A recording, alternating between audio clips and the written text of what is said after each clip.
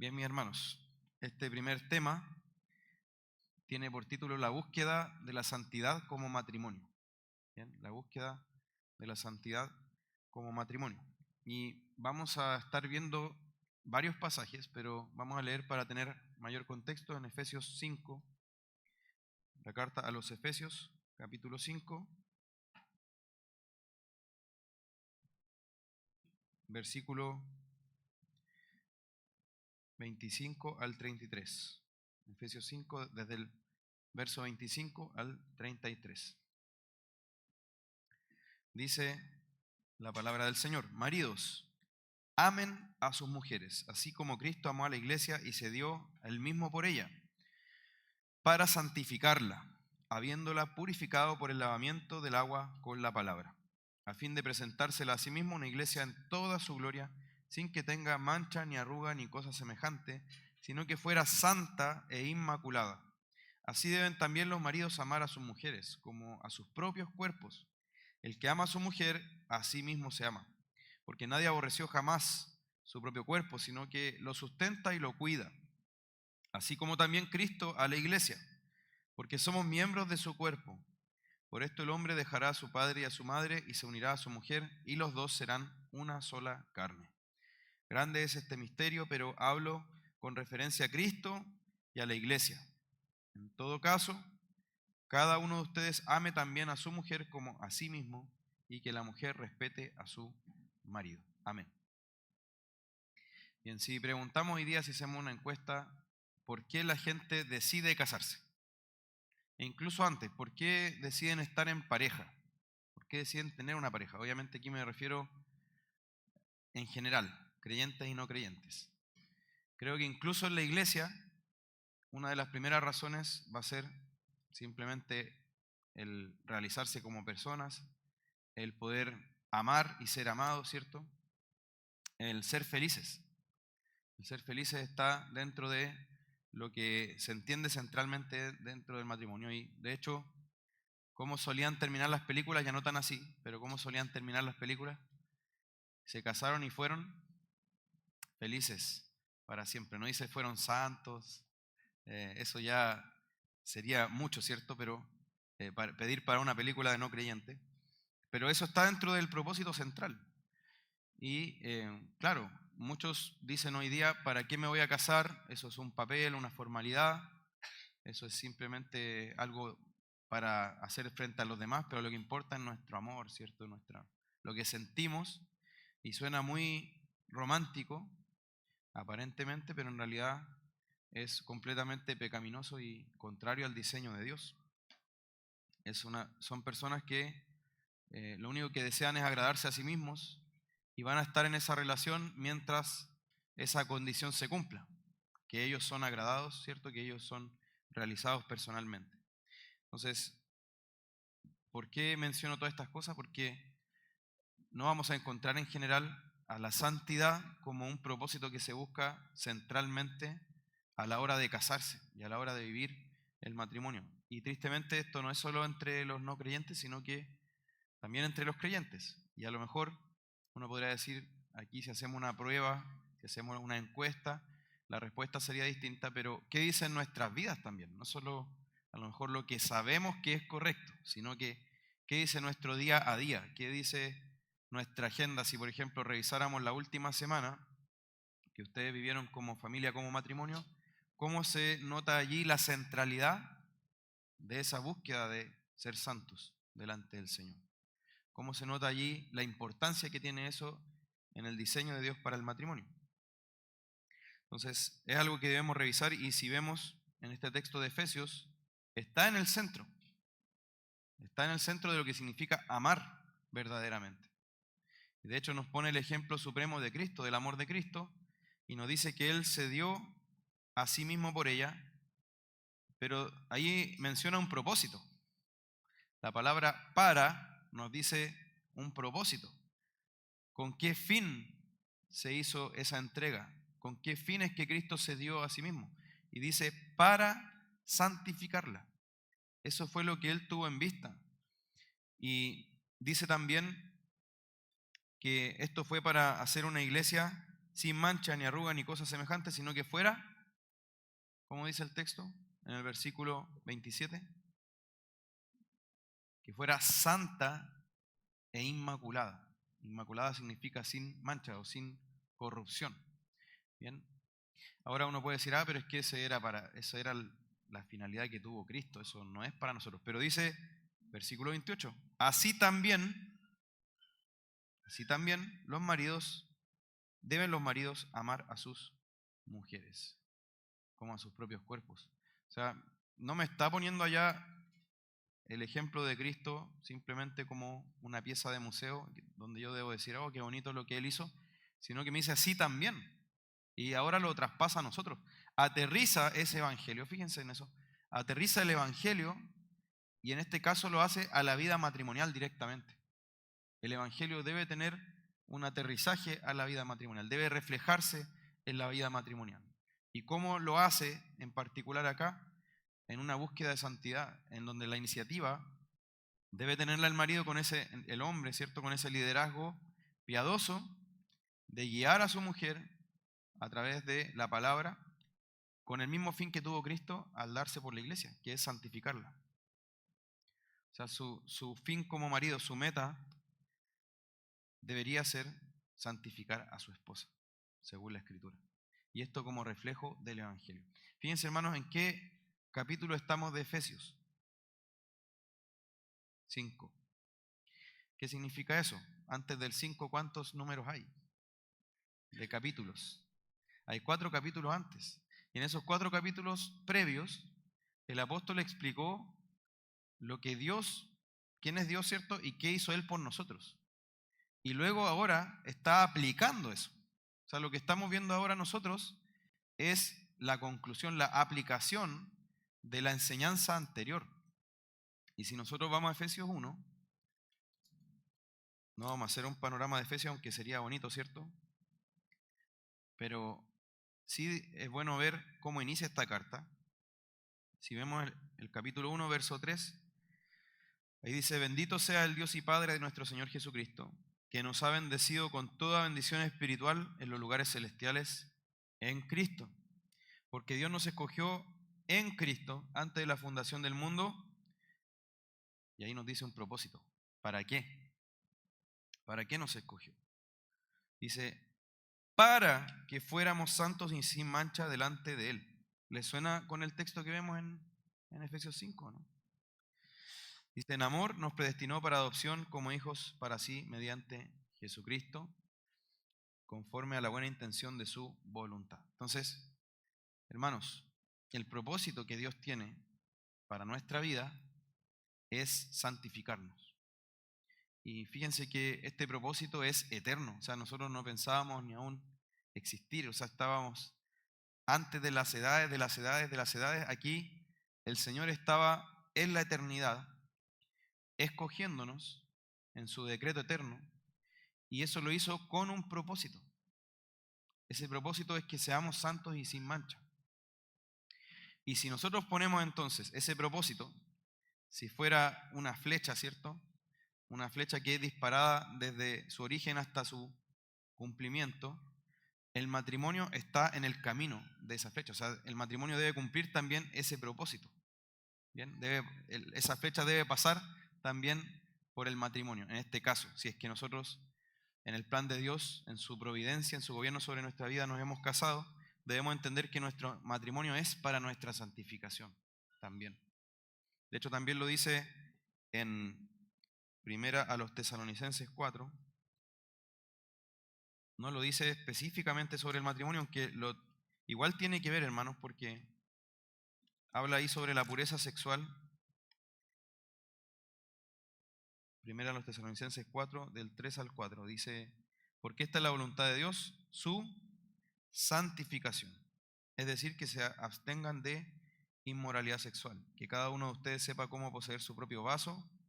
En Reina Valera dice esposa, en santificación y honor, no en pasión degradante como los gentiles que no conocen a Dios. Y bueno, entonces, sin duda, por muchas finalidades y propósitos que entendamos en el matrimonio, debemos entender que la santidad y la búsqueda de la santidad es central. La santificación, la obra que Dios está haciendo para hacernos santos y sin mancha, también incluye nuestro matrimonio. Y debemos verlo, entonces debemos subordinar nuestro matrimonio y todo otro propósito que nosotros tengamos, debemos subordinarlo a esta búsqueda, porque este es el diseño de Dios. Este es su propósito eterno. Entonces, hermano, no sé si usted ha escuchado, bueno, esta idea es muy potente hoy en día, ¿cierto? Que el matrimonio se trata de encontrar a alguien compatible, personas que sean compatibles. Y de hecho, ¿qué es lo que ocurre? Hay relaciones, ¿cierto?, que se eternizan en los años y me refiero, las personas empiezan a tener una relación informal, que en Chile llamamos pololeo, por ejemplo, y ese pololeo se va eternizando. ¿Por qué? Porque tenemos que ver si somos compatibles. Y claro, no hay ni siquiera un compromiso inicial, porque no puedo comprometerme, tengo que ver si es que somos compatibles. Tengo que ver si es que vamos a funcionar. ¿Qué pasa si es que no funcionamos, cierto?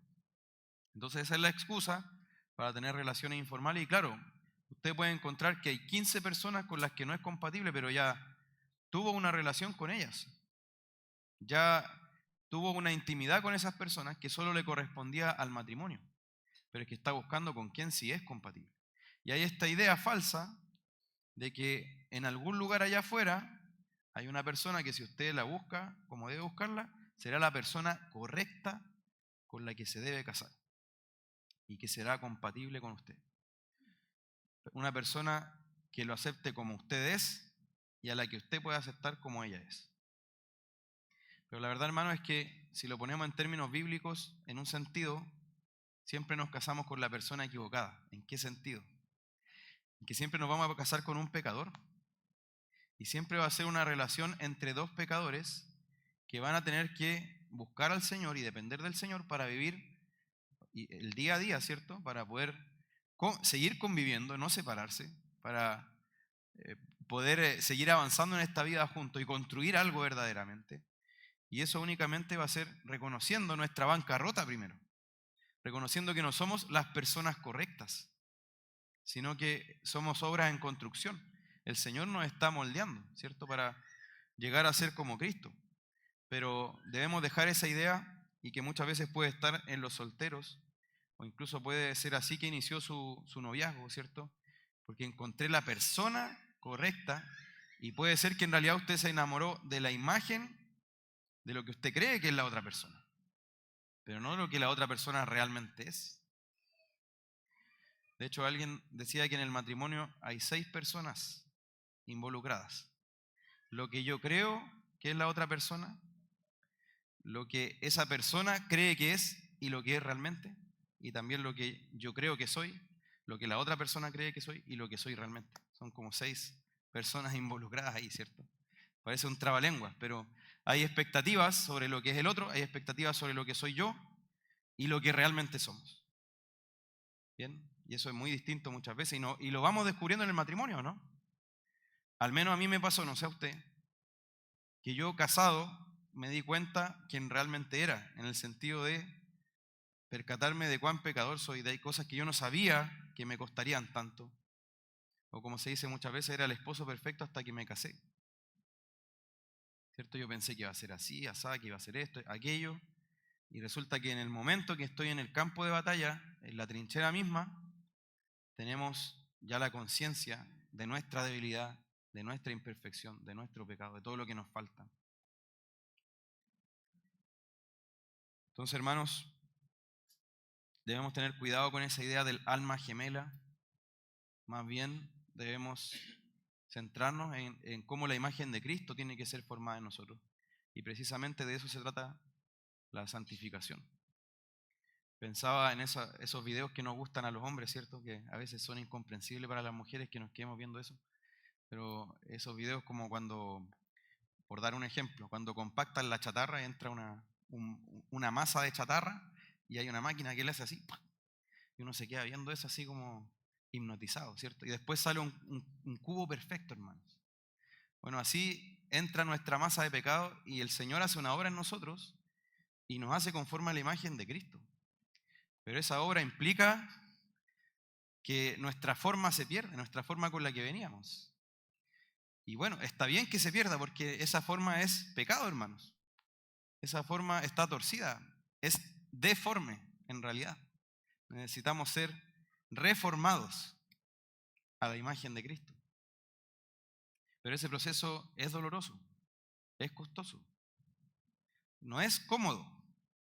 Y ahí debemos, hermanos, entender que el matrimonio no fue diseñado por Dios para ser cómodo para nosotros, sino para ser transformador. Eso debemos entenderlo. El matrimonio no fue diseñado por Dios para que fuera cómodo para nosotros, sino para que fuese transformador. Y esa transformación justamente tiene que ver con esa meta. ¿Cuál es la meta?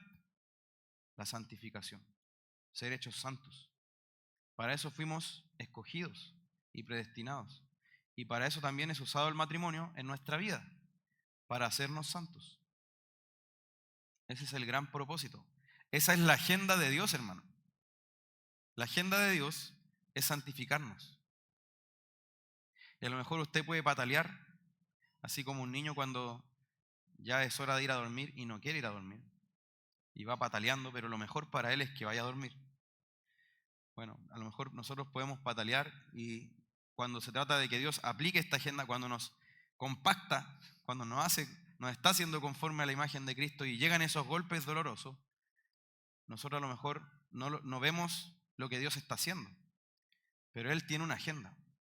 Y esa agenda es hacernos conforme a la imagen de Cristo, santificarnos. Y mientras más sensibles seamos a esa agenda, mientras más nos rindamos a ella, nos sometamos a ella, más vamos a disfrutar también la experiencia del matrimonio y el diseño que Dios tiene para el matrimonio. Nuestra vida cristiana va a ser más disfrutable para nosotros. Mis hermanos, por eso es tan terrible también cuando está esa mentalidad de ella me conoció así o él me conoció así. Así somos en mi familia. Siempre he sido así. Me tiene que amar como soy. Qué terrible, hermanos. Esa es una frase que destila orgullo, que sale ahí desde el concho más concentrado de orgullo de nuestro corazón. Porque, hermanos, usted, como dice el texto aquí en Efesios 5, usted ya no vive, ya no es usted mismo para sí mismo. No es ese individuo solo soltero que puede hacer lo que quiere. Y en realidad nunca hemos podido hacer lo que hemos querido, ¿cierto? Siempre hemos debido someternos al Señor. Pero no vivimos ya en soledad sin afectar a nadie más, sino que la misma Escritura nos dice como definición del matrimonio, versículo 31, por esto el hombre dejará a su padre y a su madre, se unirá a su mujer y los dos serán una sola carne. Una sola carne. Y hermanos, ha pasado en esto y no quiero acá que nadie se sienta mal, pero ha pasado. Yo le digo a los hermanos en la consejería, en distintas charlas prematrimoniales y también en conversaciones ya con matrimonio, ¿cuál es la definición bíblica de matrimonio? Y muchas veces no se da con la definición, dice dos personas que se aman, dos personas que quieren glorificar a Dios. Pero aquí está la definición. Y está desde Génesis 2:24. Dejará al hombre a su padre y a su madre, se unirá a su mujer, serán una sola carne. Jesús toma eso después en Mateo 19 y dice, ¿no han leído lo que dijo Dios desde el principio?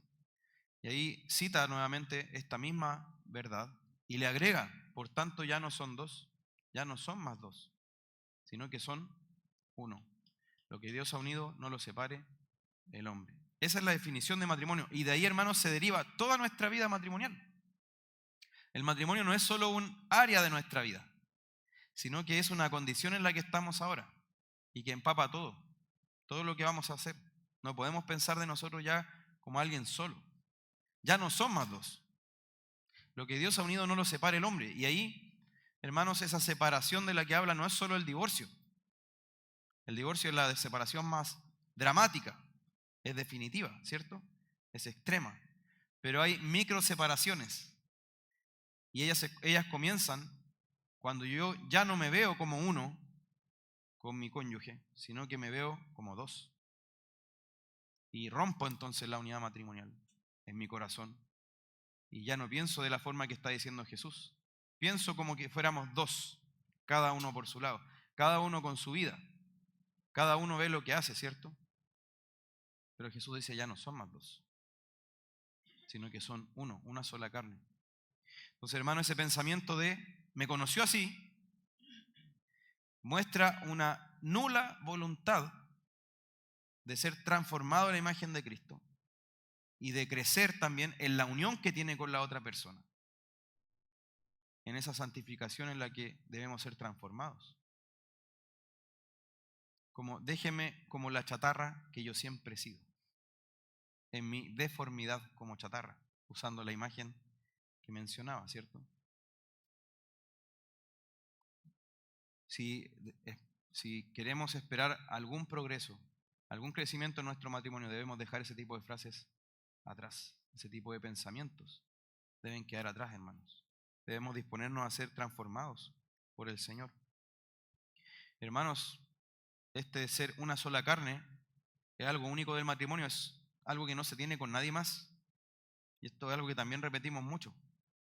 Con nadie más en el mundo, usted es una sola carne, solo con su cónyuge. Es una unión que no tiene comparación en intensidad. Es la unión más intensa entre dos personas. Y por lo mismo ahí hay una dificultad inmediata si somos pecadores, ¿cierto? Somos dos pecadores unidos espiritualmente que debemos luchar contra nuestro pecado. Pero también, hermano, nos dice que si somos cristianos, va a ser el vínculo de hermandad en la fe más intenso que usted tiene en todo el mundo. Con ni un hermano en la fe va a tener un vínculo tan intenso como con su cónyuge. Bien, entonces, todos los pasajes que hablan de la hermandad y de cómo vivir en hermandad, debe aplicarlos por excelencia al matrimonio. En primer lugar al matrimonio. Y si no lo aplica a su matrimonio, no tiene sentido que lo aplique en ningún otro lado. Porque la unión más intensa, la lealtad primera que usted tiene en el mundo, no lo está aplicando. Y por eso es una tragedia cuando hacia afuera, en la comunión, en los tiempos de compartir, somos los mejores hermanos y en la casa somos el peor cónyuge, ¿cierto? O un cónyuge terrible para convivir. No se está entendiendo nada allí, hermanos. Hermanos, ambos, marido y mujer, debemos reflejar a Cristo. Porque aquí dio especialmente una tarea a los esposos, ¿cierto? Maridos, amen a sus mujeres como Cristo amó a la iglesia. Pero ambos deben reflejar a Cristo, no solo el hombre. Porque debe reflejarse este carácter de Cristo, tanto de liderazgo como de sumisión, en el matrimonio, en los roles que el Señor diseñó para cada uno. Y en esto también somos santificados. Los roles santifican, implican una santificación, el hecho de entregarnos a cumplir esos roles que Dios diseñó para cada uno. Y en un sentido, hermanos, también debemos someternos ambos el uno al otro. Hay un liderazgo del esposo que el Señor fijó, pero también hay un sentido, y lo dice el mismo Efesios 5 hacia arriba, ¿cierto? Que ambos estemos sometidos, dice en el versículo 21, sométanse unos a otros en el temor de Cristo. Y esto, ¿cuándo lo vemos especialmente? Cuando necesitamos también ser confrontados por nuestras esposas. Y debemos escuchar seriamente lo que ellas tienen que decirnos. Y eso también tiene que ver con nuestra santificación.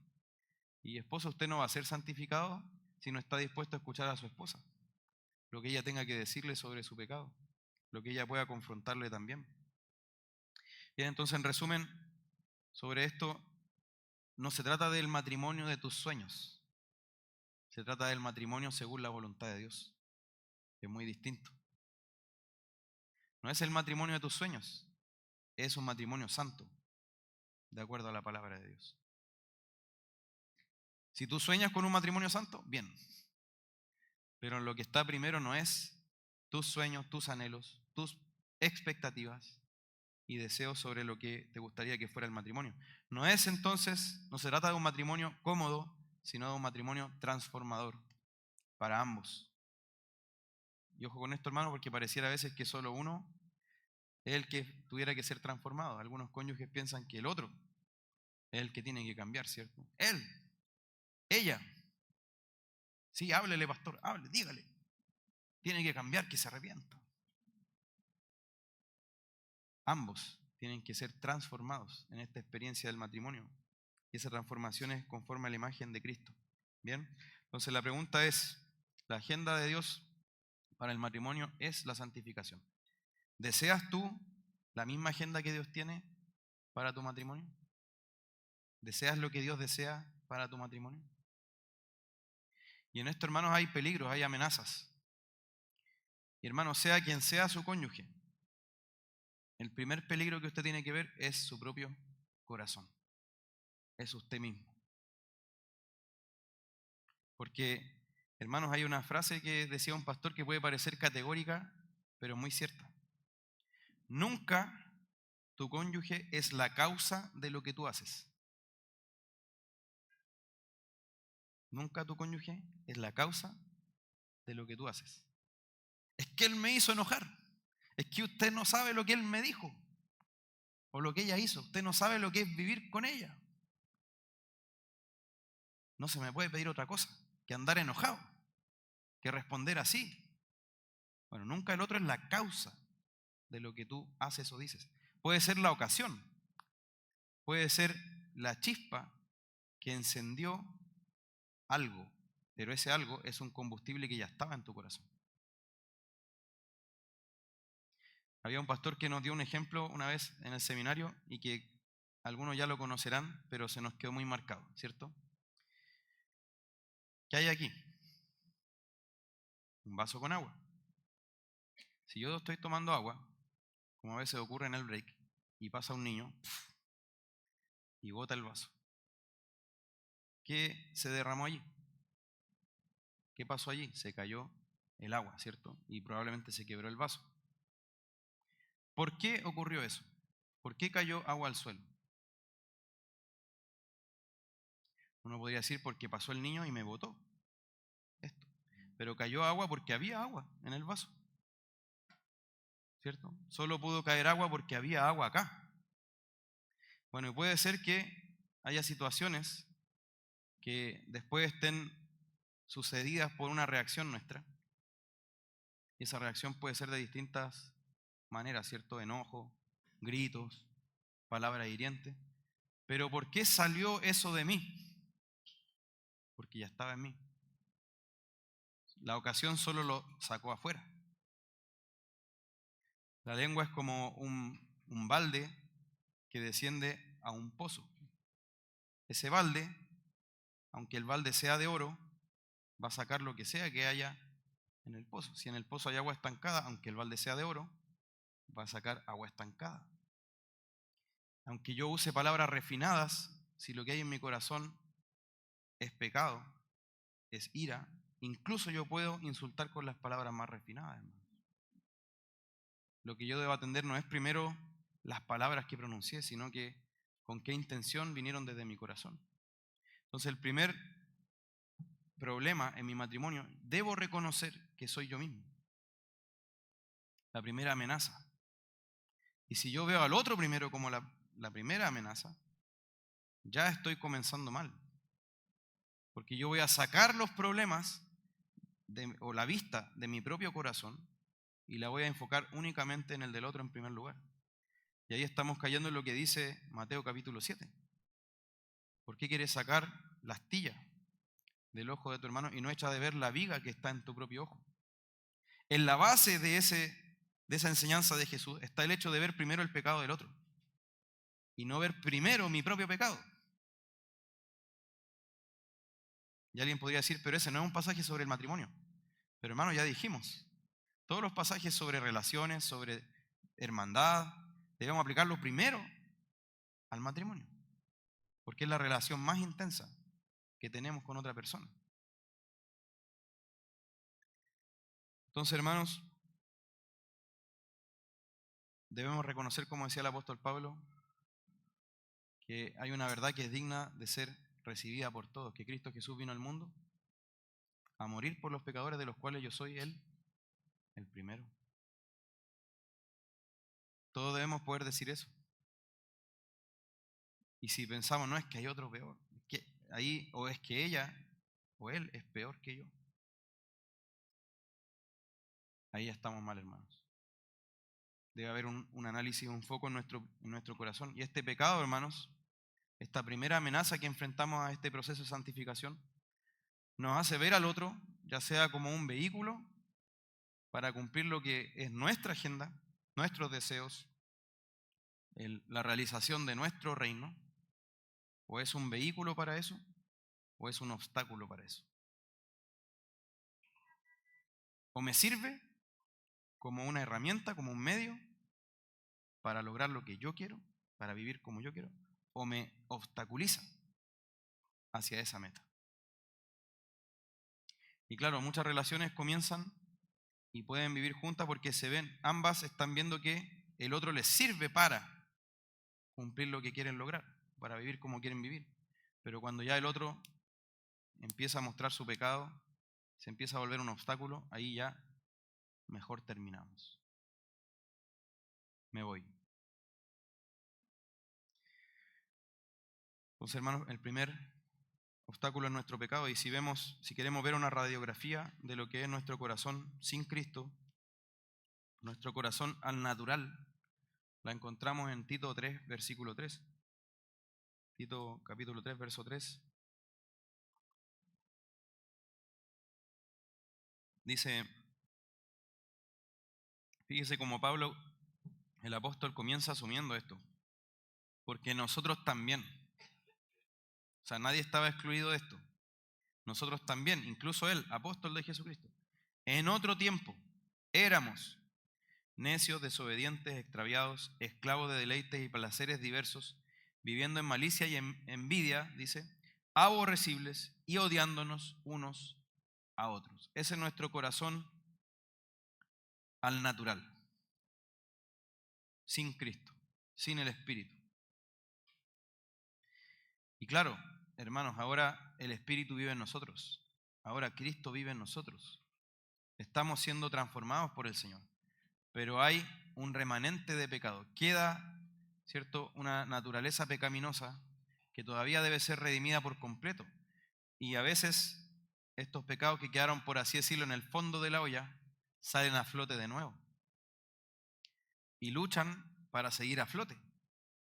Y mientras nosotros más cedamos ante ellos, más van a traernos problemas. Más van a venir a enlodar nuestra vida matrimonial. Porque la palabra dice también que no nos engañemos, Dios no puede ser burlado. Lo que el hombre sembrare, eso también segará. Y si nosotros sembramos para la carne, segaremos destrucción. Pero si sembramos para el Espíritu, segaremos vida eterna. Y por eso dice, no nos cansemos de hacer el bien, porque a su tiempo segaremos si no desmayamos. No te canses, hermano, de perseverar buscando la santidad en tu matrimonio. No te conformes a tu carne. No te conformes a esos deseos que todavía luchan por ser satisfechos. Esa vieja naturaleza que todavía quiere levantar la mano, ¿cierto?, y opinar en tu vida. Pero también, hermanos, aparte de nuestro propio pecado, estamos en un mundo bajo el pecado. Estamos en un mundo que tiene lo que Bunyan ponía ahí como la feria de la vanidad, ¿cierto?, en su libro El progreso del peregrino. Esa especie de bulevar lleno de atracciones que nos intenta seducir. Y ahí tenemos discursos de nuestra cultura, tenemos modas, tenemos ideologías, formas de pensar, pasiones también que son especialmente satisfechas en nuestra cultura, y nos están ofreciendo constantemente, ¿cierto?, desviarnos de esa meta que el Señor nos trazó. ¿Cuál es esa meta? La santificación, ser hecho a la imagen de Cristo. Pero ahí están las luces a nuestro alrededor, la música, que uno empieza a mirar, y si se deja encantar por eso, sus pies pueden tropezar en el camino. Entonces, hermanos, sin duda, si es que yo tengo discursos en nuestra cultura, por ejemplo, que promueven el consumismo, que promueven la avaricia, que promueven vivir para los bienes de este mundo, y nos empezamos como matrimonio, o uno de ustedes comienza a encantarse con estos discursos, es que podríamos comprarnos esta otra cosa, es que podríamos vivir de otra forma, y empieza un descontento con su vida actual, porque necesitan más, y siempre necesitan más para estar contentos, y nunca llegan al punto en que quieren estar, porque siempre hay otro punto más allá.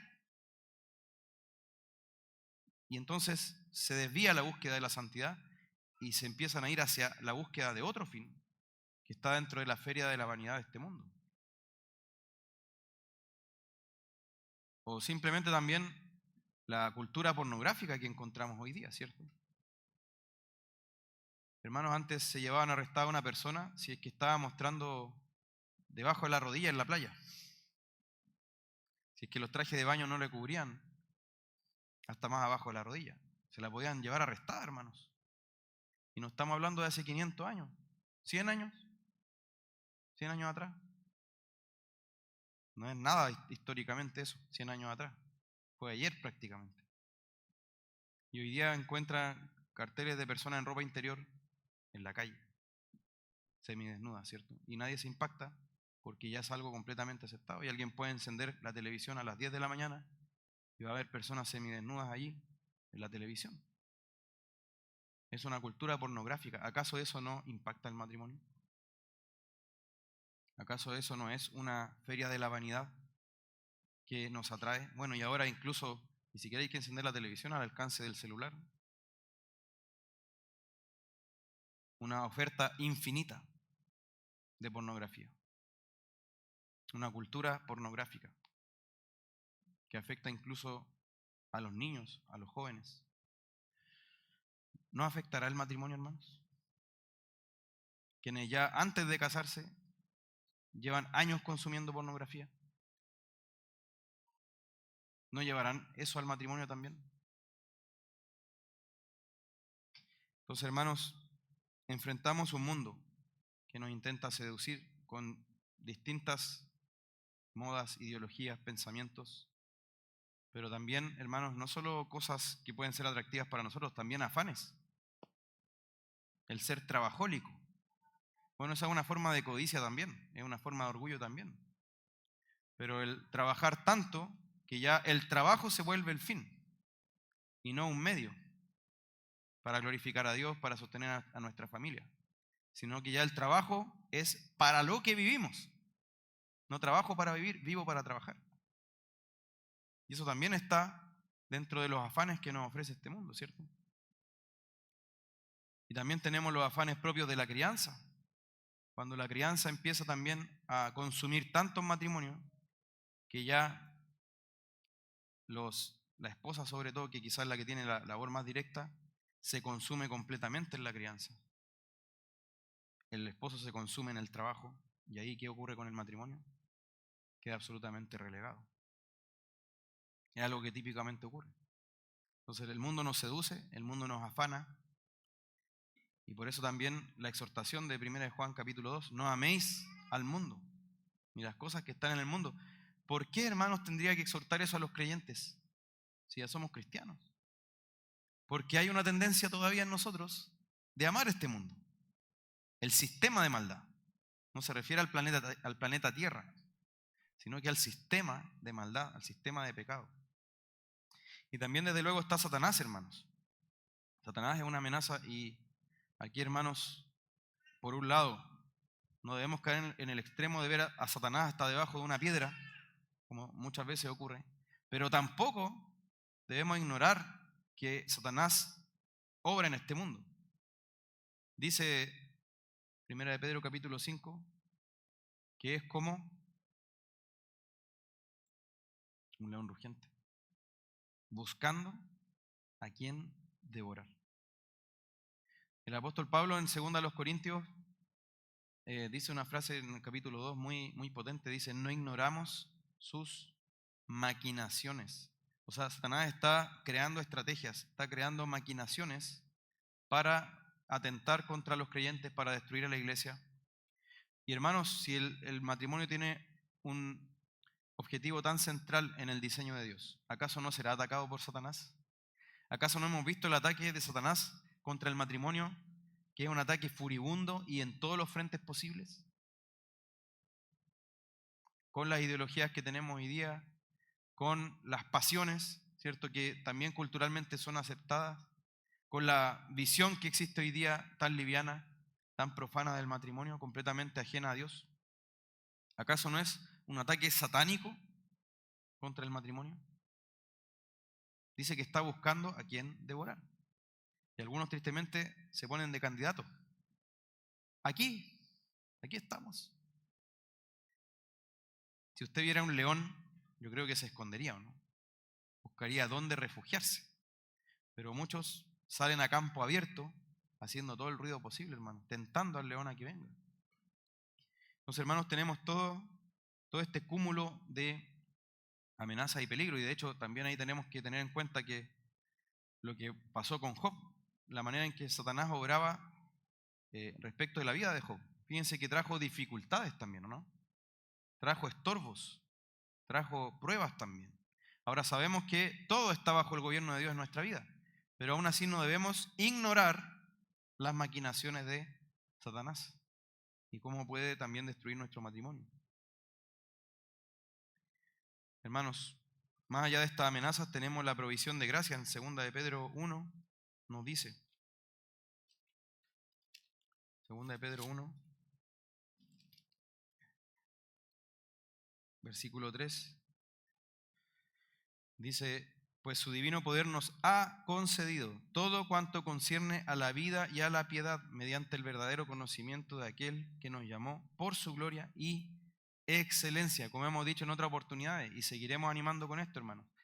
Es como que Dios le dio una mochila, un equipaje con toda la provisión que usted necesita para este viaje. Usted no está abandonado a sus propias fuerzas. El Señor nos lo deja ahí en este camino estrecho a ver cómo le va, a ver cómo se defiende solo. Y aplicado al matrimonio, usted no está entregado a ser el mejor esposo que pueda ser en sus fuerzas, a ser la mejor esposa que pueda lograr ser por sus propios medios, sino que el Señor nos da todo lo que concierne a la vida y a la piedad. Y si usted dice, se da cuenta, me falta en esto, estoy luchando con esto, bueno, tiene dónde ir, a los pies del Señor. Tiene dónde pedir aquello que le falta. Tiene donde pedir la gracia, la fortaleza, la ayuda que necesita para todo lo que le falta. Y mientras más veamos nuestra necesidad de esa dependencia, mejor también, más beneficiosa, más disfrutable va a ser nuestra vida matrimonial. Y de eso se trata lo último que quería conversar con ustedes, cómo poder cultivar esta vida en santidad, cómo poder experimentar también este propósito de Dios en nuestra vida. ¿En qué dimensiones podemos ver esto? Y hermanos, un primer llamado que podría hacer es que pongamos atención a los pequeños momentos. Les recomiendo mucho escuchar a un pastor que se llama Paul Tripp, que él tiene muy buenas enseñanzas, no sé si están traducidas al español, pero ahí podemos ver cómo hacer llegar esas enseñanzas, porque son muy buenas. Y él, una de las cosas que hace énfasis constantemente son los pequeños momentos. A veces nos fijamos en los grandes hitos, en las grandes fechas, en los grandes eventos de nuestra vida matrimonial, pero nuestra vida matrimonial en realidad está construida de muchos millones de pequeños momentos. Cómo usted trató a su esposa al despertar, cómo le habló a su esposo en el desayuno, si se llamaron o no durante el día, si cuando tuvo la oportunidad de acercarse y darle un abrazo, lo hizo, o si en lugar de eso estaba en su celular, o prefirió la televisión, otra cosa. La palabra que escogió decirle a la pasada, cuando tuvo un momento difícil, un momento de tensión, cómo escogió responder. Y hermanos, ¿cuál es nuestro problema? Pensamos que se trata de las grandes cosas, pero esas grandes cosas son el resultado de pequeños millones de momentos. Y mientras más atención pongamos a esos momentos, esas grandes cosas van a reflejar entonces que estamos buscando la meta correcta. Hermanos, el matrimonio, decía este pastor, es un taller de trabajo de Dios para algo mucho mayor que el matrimonio mismo. Lo voy a decir de nuevo. El matrimonio es un taller de trabajo de Dios para algo mucho más grande que el matrimonio mismo, que es el ser hechos a la imagen de Cristo. El matrimonio es un medio para eso y debemos ponerlo en esa línea, ser santificados, ser hechos a la imagen de Cristo. Y hermanos, ya el mismo hecho de estar en el matrimonio debemos interpretarlo y debemos mentalizarnos para verlo como una oportunidad para experimentar la gracia de Dios en acción. Si vemos, por ejemplo, Colosenses 3:13. Colosenses 3:13. Dice, soportándose unos a otros y perdonándose unos a otros si alguien tiene queja contra otro. Como Cristo los perdonó, así también háganlo ustedes. Sobre todas estas cosas, vístanse de amor, que es el vínculo de la unidad. ¿De qué está hablando acá en primer lugar? Del contexto de la iglesia. Pero hermanos, si estamos casados con un cristiano, la hermandad más estrecha que vamos a tener es con esa persona. Donde primero debemos aplicar esto, perdonar como fuimos perdonados, amar como fuimos amados, vestirnos del vínculo de amor. Y claro, venimos peleando en el auto, pareciera que estamos a un paso del divorcio y llegamos acá, hola hermanito, Dios te bendiga. Qué bueno verte. Y hermano, unos minutos antes parecía que no había ni una gota de amabilidad en esa persona. Pero al llegar acá, se transforma, ¿cierto? Porque claro, la otra persona con la que encontramos acá no conoce nuestra vida íntima, no está viviendo con nosotros, no experimenta nuestra debilidad en el día a día, no conoce nuestro pecado de lo cotidiano. La vemos acá, ¿cierto? El domingo. Y aquí podemos llegar peinados, lavados, ¿cierto? Perfumados, bien vestidos y con una sonrisa. Pero en casa, ¿qué está ocurriendo, hermanos? Y ahí es donde debemos realmente reflexionar. ¿Estamos aplicando estos pasajes realmente, hermanos? ¿Estamos viviendo estos pasajes realmente? Hermanos, la gracia que en un momento damos a nuestro cónyuge también nos va a tocar recibirla. Esta es una calle de 2 vías. No hay un momento, hermanos, en que nos graduemos de la gracia, en que nosotros digamos, yo ya no necesito gracia, ya estamos bien, ya estamos encaminados. No, hermanos, todos los días necesitamos gracia. Y un matrimonio sin gracia no puede sobrevivir. Usted puede decir, pero hay cuántos matrimonios que duran tantos años, no son ni cristianos. Pero hermanos, ellos lo que hacen realmente no es tratarse con gracia. Lo que ellos hacen es aprender a esconder los problemas bajo la alfombra, mirar para el lado, hacerse los locos, no tratar los problemas en sí. Y claro, siguen conviviendo, pero eso no es vivir un matrimonio como el Señor lo diseñó, no es un matrimonio saludable. Entonces, hermanos, ya el hecho de estar en esta relación nos permite experimentar la gracia, darse cuenta, bueno, cuán pecador soy, cuánta gracia necesito de parte de Dios, cuánto pecado todavía hay en mí que debe ser tratado, cuánto me amo a mí mismo. Señor, perdóname, amor, perdóname. No debí decir esto, no debí hablar de esta forma, no debí ser tan egoísta.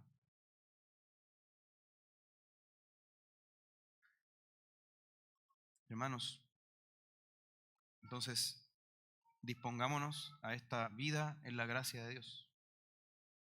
Esto no es algo que se aplica solo en momentos puntuales, sino que en toda nuestra vida matrimonial. Y nuestra vida matrimonial también debe tener como centro la palabra misma. Eso estaba también en el centro del pasaje de Efesios 5. Se dio a sí mismo para santificarla. ¿Y cómo lo hizo? ¿Cómo Jesús nos santifica? Aparte de esa ofrenda de sí mismo. Dice, habiéndola purificado por el lavamiento del agua con la... ¿Están leyendo el texto? Con la palabra. La palabra está en el centro de la santificación. Es el medio por el cual somos santificados. Entonces, hermanos, un matrimonio sin que esté la palabra en el centro es un matrimonio que tampoco va a poder crecer en santidad, no va a poder seguir creciendo espiritualmente. Se va a quedar entrampado en sus pecados, entrampado en sus lógicas, sus dinámicas. Hermanos, muchas veces cuando hay crisis matrimoniales, una de las cosas que hablo con los matrimonios es, hermano, hermana, aquí tenemos la Escritura. ¿Usted la reconoce como la ley de su vida, que la gobierna? ¿Que gobierna su vida? Sí, pastor, amén. Pero cuando empezamos a hablar, no es que esa es su opinión, pastor. No es que usted no sabe cómo es mi vida diaria, no sabe lo que es tener que vivir con ella, con él. Y ahí la palabra, hermanos, se guardó en el velador. Dejó de estar en el centro. Entonces la palabra debe estar en el centro, hermanos. Y tengamos en cuenta, hermanos, que el trato cotidiano influye en nuestra vida espiritual. En 1 Pedro 3, usted lo puede leer. Dice que incluso una esposa puede ganar sin palabra a su esposo, con una conducta casta y piadosa, con un trato en donde ella muestra un carácter cristiano, un espíritu afable y apacible, dice la palabra. En ninguna otra parte de la Escritura dice que alguien puede ser ganado sin palabra. ¿Se ha fijado en eso? La única parte donde sale eso es hablando del carácter de la esposa y cómo ese carácter puede conmover de tal manera a su esposo que puede ganarlo para el Señor. Y en el mismo pasaje de 1 Pedro 3 dice que si los hombres son ásperos con sus esposas, sus oraciones tienen estorbo. Entonces lo que usted hace en esos pequeños momentos puede influir decisivamente en su vida espiritual. Influye decisivamente. Y usted puede decir, ¿por qué pareciera que Dios no me responde? ¿Por qué pareciera que el Señor escondió su rostro de mí? Bueno, ¿ha revisado estas cosas? ¿Se ha puesto a analizar cómo está viviendo su vida matrimonial? Hermanos, decíamos que el matrimonio es un taller de trabajo para algo mucho mayor que el mismo matrimonio. Y quería que termináramos viendo dónde se cumple la imagen del matrimonio, que es Apocalipsis 19. Apocalipsis 19.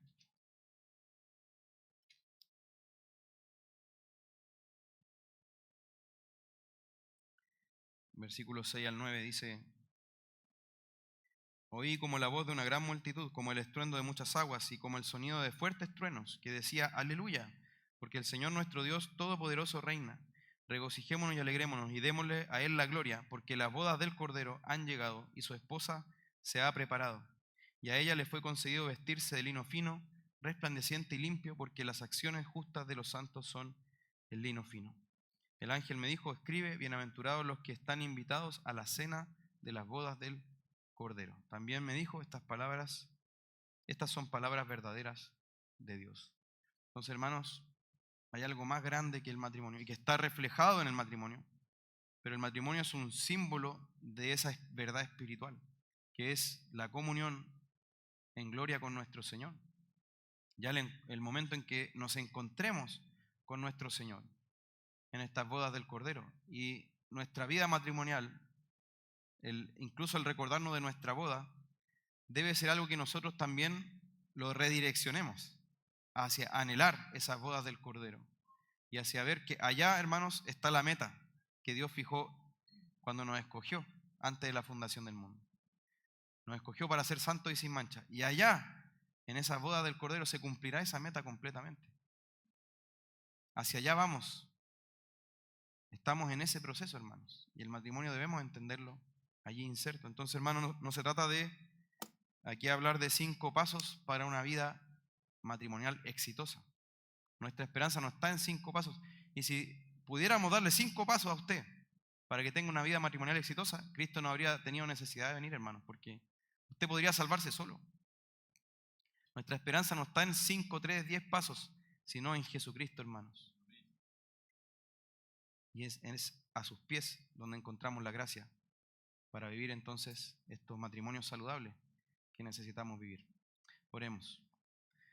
Señor, gracias por su palabra, gracias por la esperanza que ella nos da, gracias por la bendición también del matrimonio. Es una gran bendición, Señor, es parte de su gracia para nuestras vidas.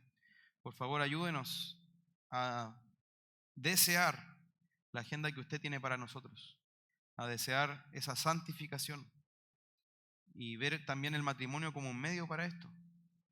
Que dejemos atrás, Señor, todas estas visiones humanas y y falsas sobre el matrimonio, y nos entreguemos a buscarle, Señor, y a poner nuestra esperanza únicamente en usted, Señor, a depender diariamente de su gracia para ser el esposo, la esposa que debemos ser cada día, Señor, y poniendo atención en esos pequeños momentos que construyen nuestra vida matrimonial.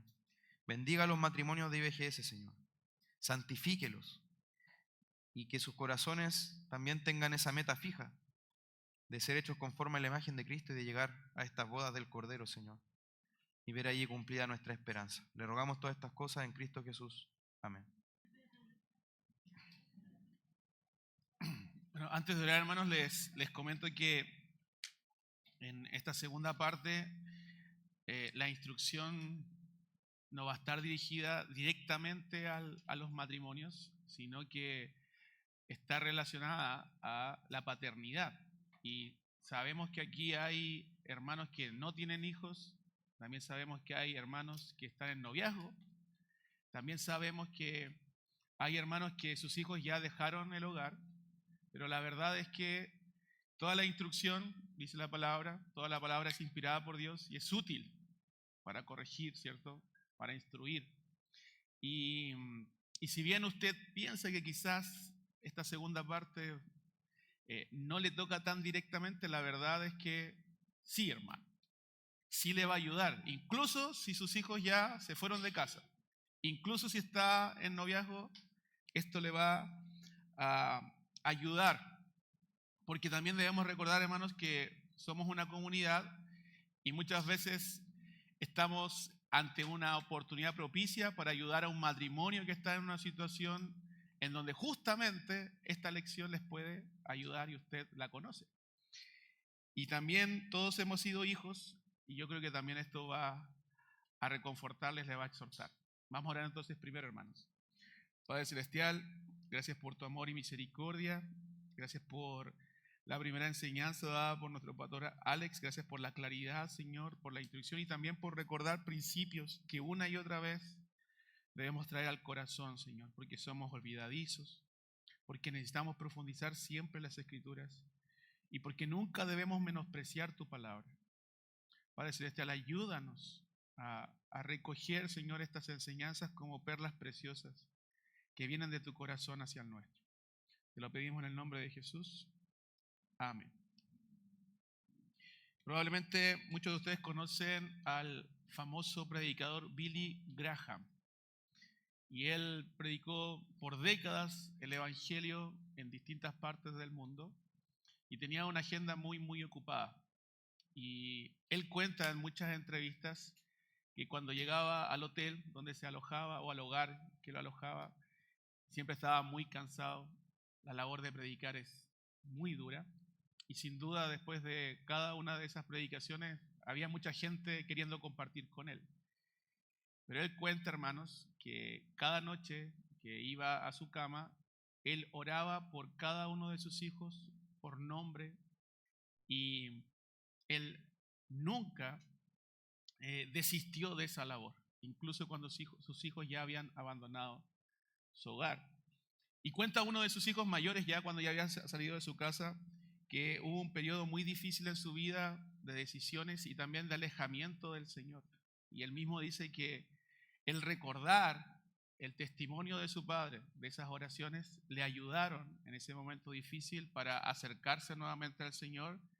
Y él sintió como si una red le envolviera y no le dejara alejarse de la palabra del Señor. ¿A qué voy con todo esto, hermanos? En que el tema que quiero tratar con ustedes se titula de la siguiente manera: una vigilancia paternal amorosa. Y la vida de Billy Graham en ese sentido ilustra muy bien esa idea. Entonces, si le podíamos colocar un título a esta lección es una vigilancia paternal amorosa. Vayan conmigo al libro de Job, hermanos, capítulo 1, y vamos a leer los versículos 1 al 5.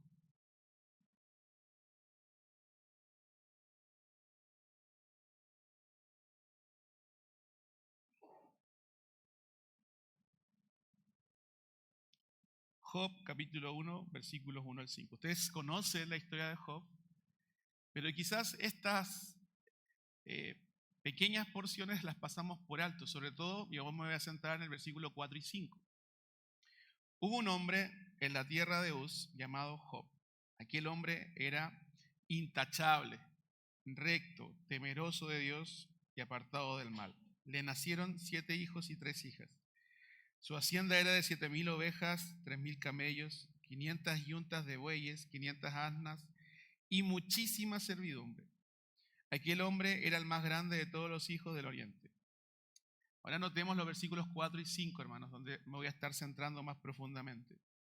Sus hijos acostumbraban ir y hacer un banquete en la casa de cada uno por turno e invitaban a sus 3 hermanas para comer y beber con ellos.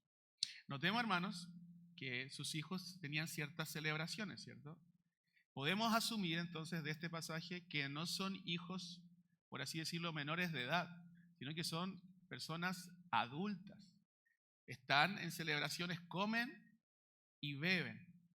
Por eso yo decía en un principio que esta lección atañe a cualquier padre que esté acá presente, sea incluso si su hijo ya no está con usted o sus hijos ya no están. Versículo 5. Cuando los días del banquete habían pasado, Job enviaba a buscarlos y los santificaba. Y levantándose temprano, ofrecía holocaustos, conforme, notemos esto, conforme al número de todos ellos. Entonces notemos que Job entendía que sus hijos podían pecar. Y notemos que no ofrecía una ofrenda por todos, ¿cierto? Una ofrenda representativa.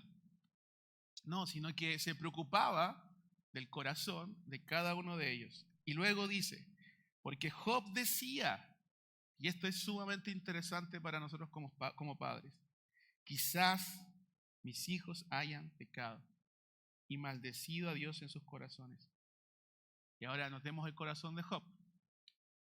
Job siempre hacía así. Job siempre hacía así. Entonces, esto era algo que él tenía integrado en su vida, el poder interceder y preocuparse por el corazón de sus hijos, incluso cuando sus hijos ya no estaban en el hogar. Entonces, notemos que él intercedía, que él santificaba a sus hijos, que ofrecía holocausto conforme al número de ellos, los individualizaba, y como en el ejemplo de Billy Graham, que mencioné al principio, él se preocupaba, ¿cierto?, por el corazón de cada uno de ellos. Y él se presenta ante el Señor como un sacerdote frente al Señor. Un sacerdote que intercedía, en este caso, por cada uno de sus hijos. Entonces, cuando hablamos, hermanos, de una vigilancia paternal amorosa, vamos a estar también pensando en esa santa sospecha que un padre debe tener sobre sus hijos. ¿Ya? Y eso es quizás un concepto que debiésemos tener en nuestra mente como padres, esa santa sospecha. ¿Y a qué me refiero con esto? Las palabras de Job, quizás mis hijos hayan pecado. Entonces, él asume, hermanos, él asume que su virtud como hombre temeroso del Señor no ha sido transmitida a sus hijos. ¿Notan eso? Porque el encabezado, ¿qué nos decía? Que Job era un hombre recto, temeroso del Señor, apartado del mal. Pero siendo todas esas cosas, él asumía que esa virtud, que esa devoción que él tenía, ese amor por el Señor, no necesariamente los hijos lo tenían. Entonces, cuando hablamos, hermanos, de una vigilancia paternal amorosa, debemos colocar algunos conceptos claves en un principio. Que no es una relación basada en una desconfianza constante sobre nuestros hijos. Eso lo quiero descartar. No estoy invitándolos con esto a que ustedes, hermanos, desconfíen de sus hijos. Porque nuestros hijos, hermanos, deben confiar en nosotros y también nosotros debemos confiar en ellos. Debe ser una relación, ¿cierto?, que se fomente en el tiempo.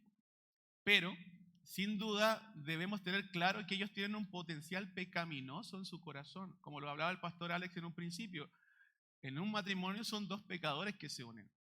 Hermanos, y cuando nace un hijo, nace un pecador. Eso debemos asumirlo. Y por otra parte, algo que un día me compartía mi propia esposa, me decía que cuando un hijo nace, lo único, hermanos, que estamos seguros es que él se va a presentar ante el Señor. Esa debe ser una seguridad y una convicción profunda en nuestras vidas. Número 2, que no debemos confundir el cuidado espiritual con control o con miedo.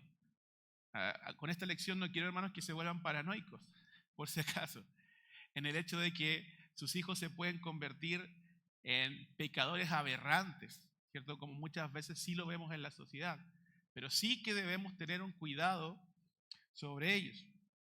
Tercero, que confiar en nuestros hijos es una posibilidad, ¿cierto?, que debemos desarrollar, es algo, que debemos desarrollar a lo largo del tiempo, pero debemos reconocer que ellos no son perfectos. Es decir, no los podemos idealizar en nuestros corazones, no los podemos elevar al nivel de ídolos en nuestra vida. Es que mi hijo es bonito, me responde bien todas las preguntas, externamente se comporta bien. Debemos tener cuidado de elevarlos a una categoría de ídolos. Y como también yo mostraba al principio, como cuarto principio, debemos recordar que debemos orar por ellos, incluso, hermanos, si todo va bien. O sea, mis hijos están caminando, están siendo instruidos, externamente pareciera que están declarando fe en el Señor. Yo no me debo confiar por ello. ¿Por qué? Porque están justamente en una etapa de madurez, de desarrollo. Y yo debo seguir intercediendo por ellos, incluso si sus respuestas son muy buenas, muy bíblicas incluso. Debo seguir rogando por ellos. 5, no debo ignorar, hermanos, la posibilidad de que ellos pequen. Hermanos, porque de nuevo, ellos son pecadores. Pecadores que estamos guiándolos hacia el Señor, sin duda. Pero ellos son capaces de pecar. 6, hermanos, es que debemos criarlos desde una fe realista. ¿Qué quiere decir eso, hermanos? Que si bien debemos fomentar una confianza en ellos y ellos en nosotros, nuestra confianza final, hermanos, ¿en dónde debe estar puesta? En el Dios que puede rescatarlos, en el Dios que puede salvarlos. Entonces, hermanos, podemos tener una vigilancia amorosa paternal y hacerlo muy bien, pero eso no va a salvar a nuestros hijos. Eso debemos tenerlo claro desde un principio. ¿Qué es lo que va a salvar a nuestros hijos? El Evangelio. Y eso, hermanos, debemos tenerlo claro. Nuestra confianza debe estar puesta en Dios. Pero la vigilancia paternal amorosa puede ser un instrumento que Dios use para ese propósito. Pero no es, hermanos, finalmente la fuente de donde va a venir la salvación de nuestros hijos. También, hermanos, es importante mencionar que Job no dice que sus hijos, hermanos, necesariamente han pecado, sino que asume la posibilidad de que han pecado. Y eso, hermanos, debe estar en nuestros corazones, esa santa sospecha. Ahí debemos tener un equilibrio. Mi hijo va bien encaminado, pero debo tener esa santa sospecha. Pero por otra parte, no debo asumir que mis hijos, hermanos, son pecadores perdidos en el mundo. No, sino que son pequeños que están en un periodo de instrucción. Y muy importante, hermanos, es que Job no busca controlar el comportamiento de sus hijos, ¿se dan cuenta de eso? Sino que él se presenta ante el Señor. Y de hecho, hermanos, eso es algo fundamental en el libro de Job, que él durante toda su travesía, a lo largo de todos esos capítulos, siempre está en la presencia de Dios. Y algo que vamos a mencionar también al final de esta lección. Hermanos, la Biblia es realista con respecto al corazón de nuestros hijos. Si usted no lo quiere asumir, es porque ya hay problemas en su corazón y usted ya está idealizando a sus hijos. Génesis capítulo 8, versículo 21, ¿qué es lo que dice la palabra? Que el corazón del hombre es malo, ¿desde cuándo? ¿Desde que es adulto? No, dice el texto, desde su juventud. Y en el libro de los Salmos encontramos muchas ocasiones donde se dice que nosotros los hombres nos hemos desviado desde nuestra matriz, ¿sí? Somos pecadores, hermanos. Debemos asumir que nuestros hijos, hermanos, están perdidos sin el Evangelio, que son pecadores. Jeremías 17:9 dice que engañoso es el corazón. Engañoso es el corazón. Hermanos, y acá les viene una terrible noticia, y es que nuestros hijos nos pueden engañar. Es verdad, nuestros hijos nos pueden mentir. Y es una realidad que debemos asumir. Y por eso debe estar esa santa sospecha. Ustedes saben que yo soy profesor, hermanos, y que yo lidio con chiquillos que la mayoría no son creyentes. Y sucede, hermanos, que ellos tienen una gran tendencia a autoprotegerse, sobre todo en la época adolescente. Y de hecho incluso lo hacen hasta como una costumbre ya interiorizada en su mente. Y hace poco, 3 chiquillos de mi curso faltaron a una prueba y yo les pregunté, ¿por qué faltaron? A 2 de ellos. No, profe, yo estaba enfermo y mi compañera estaba enferma. Ah, ya, ok, perfecto. Y la verdad es que van a faltar a una prueba, no es algo tan grave por si acaso. O sea, yo les pregunté qué le había pasado y todo. Y de repente llegó la tercera involucrada en la ausencia y ella es más inocente. Y yo le pregunté, ¿por qué faltaste? ¿Qué le dijeron los chiquillos? Mire, hermano, yo no le pregunté de una forma maliciosa, ni de una forma como para preguntarles, porque no había hecho nada malo, hermanos. O sea, faltó una prueba y la puede recuperar después. Pero de inmediato, obviamente, yo observé que algo había pasado. Entonces, durante esos días estaba el famoso Lollapalooza y yo le dije, por achuntarle, hermanos, por atinarle al asunto, fueron a Lollapalooza, ¿cierto? Sí, fuimos a Lollapalooza. Entonces, hermanos, el punto es que sus papás saben eso. Sus papás, porque ellos les compran las entradas. Esas entradas son carísimas. El punto es que ellos me quisieron mentir porque sí, incluso sin que hubiese una sospecha infundada en mí, porque la verdad es que no era una falta tan grave.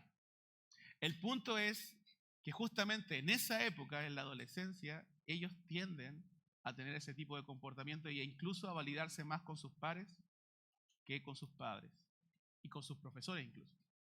Entonces, hermanos, esa tendencia está en el corazón de los jóvenes.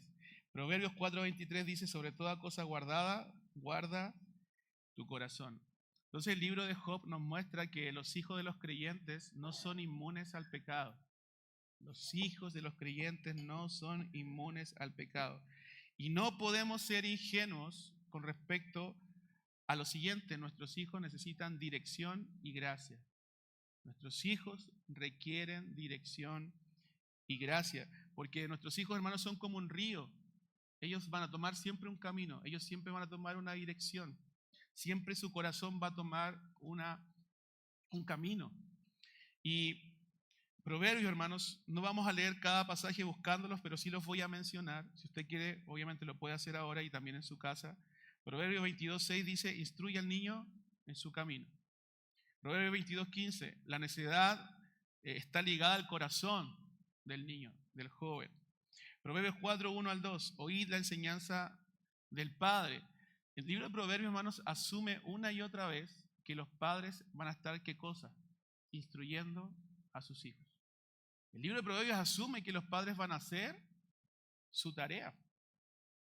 Y la pregunta es, hermanos, si nosotros primero estamos haciendo justamente eso, instruyendo a nuestros hijos para que en ellos haya una dirección hacia Cristo, hacia la persona de Jesús, y no simplemente, hermanos, lecciones morales en su vida, en donde finalmente ellos aprecien la gracia y el Evangelio. Entonces, dirección sin gracia simplemente va a ser dureza hacia ellos. Pero por otra parte, gracia sin dirección es simplemente permisividad, es permitirles que ellos tomen su propio camino. Y en ese sentido hay un ejemplo, un antiejemplo al de Job en las Escrituras. Y vayamos al libro de Primera de Samuel, donde se nos muestra el antiejemplo de Elí. Yo sé que ustedes quizás lo han leído, pero es bueno ver, hermanos, lo que sucede en esos pasajes. Primera de Samuel, capítulo 2.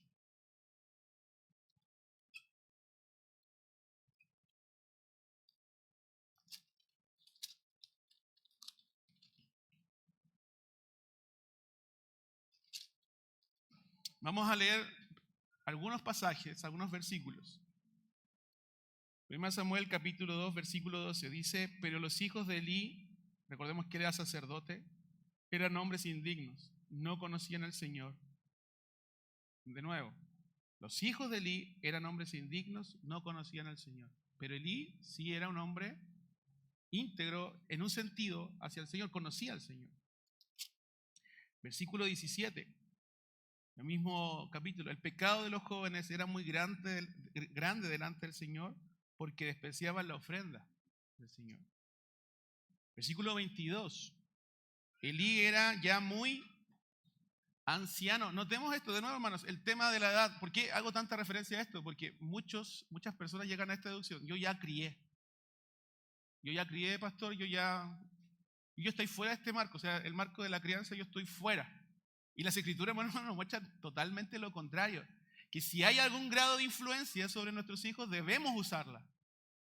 Dice: y oyó todo lo que sus hijos estaban haciendo a todo Israel, y cómo se acostaban con las mujeres que servían a la entrada de la tienda de reunión, y les preguntó: ¿por qué hacen estas cosas, las cosas malas de que oigo hablar a todo este pueblo? Era algo conocido el pecado de estos hijos.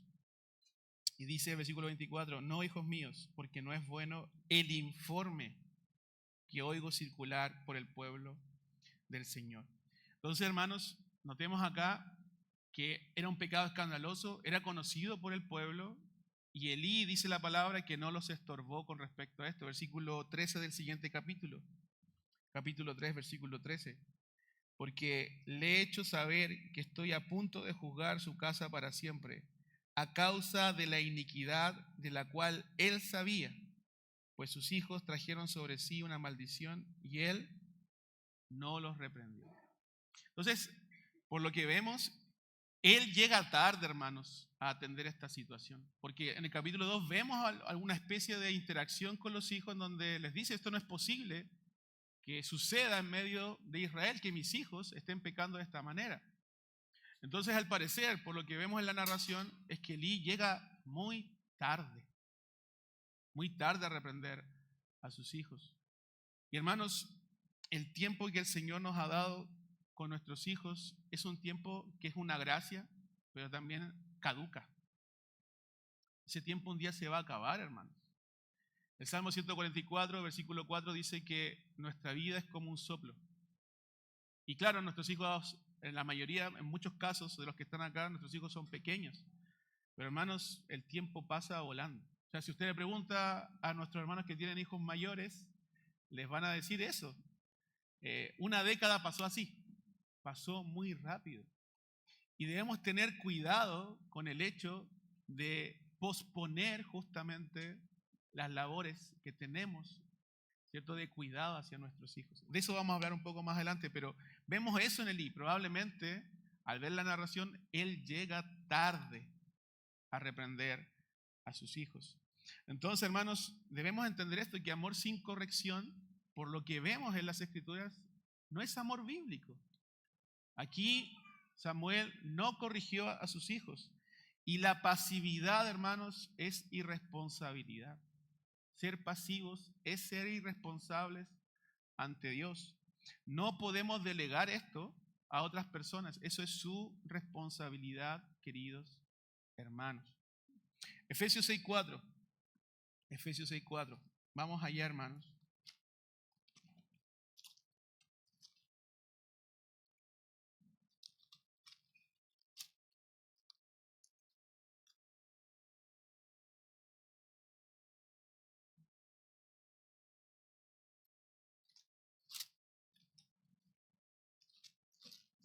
Y de inmediato después buscamos Colosenses 3:21, porque están conectados estos dos pasajes.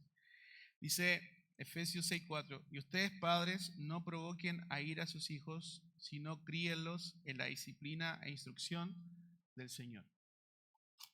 Colosenses 3:21: padres, no exasperen a sus hijos para que no se desalienten. Pareciera ser, hermanos, que Pablo instruye a estas iglesias reconociendo, hermanos, el peso diario de la vida en nosotros. ¿Por qué, hermanos? Porque muchas veces instruimos a nuestros hijos llenos de frustraciones, llenos de cansancio y a veces hasta enojados. Pablo está asumiendo que en nosotros como padres está el potencial de instruirlos, pero de mala manera, con ira, con enojo. Y hermanos, ¿qué dice el texto de Colosenses? Que eso lleva a desalentar a un hijo. Y si tú haces el ejercicio, querido hermano, hermana, de volverte al pasado, muchas veces quizás tus padres te dijeron algo correcto, pero la actitud con que te la dijeron te marcó tanto que lo bueno que te instruyeron quedó olvidado. Porque finalmente la forma en que debemos instruir a nuestros hijos sí importa, e importa mucho, hermanos. Y llevamos un peso diario tan fuerte a veces, hermanos, porque la vorágine del día a día, de la cotidianidad, del trabajo, es tan extenuante a veces que pensamos que eso no es lo importante es instruirlo, ¿no? No. Si yo estoy airado, si estoy cansado, hermanos, debo llevar eso primeramente al Señor. Y nuevamente lidiar, hermanos, con esos aspectos en mi carácter para luego lidiar con mis hijos.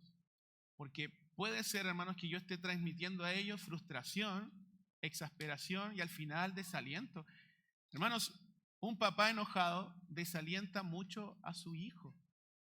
Y eso es algo, hermanos, que quizá usted experimentó en el pasado con alguno de sus padres. O incluso con un profesor muy duro, demasiado duro. Hermanos, debemos entonces tener cuidado de ello.